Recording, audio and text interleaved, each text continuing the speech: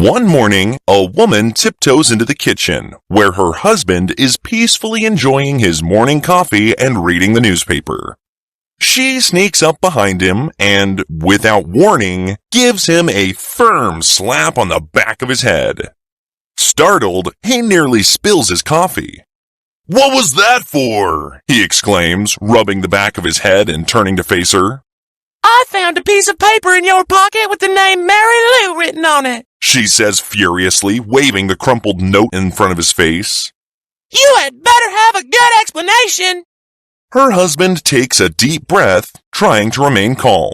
"Calm down, honey," he says soothingly. "Remember last week when I was at the dog track? That was the name of the dog I bet on." She narrows her eyes, studying his face for any sign of deceit.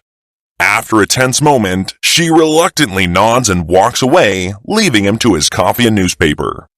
The next morning, just as he's settling into his routine with his cup of coffee, his wife creeps into the kitchen again. With a swift movement, she smacks him on the back of the head once more. He jumps, nearly knocking over his coffee mug.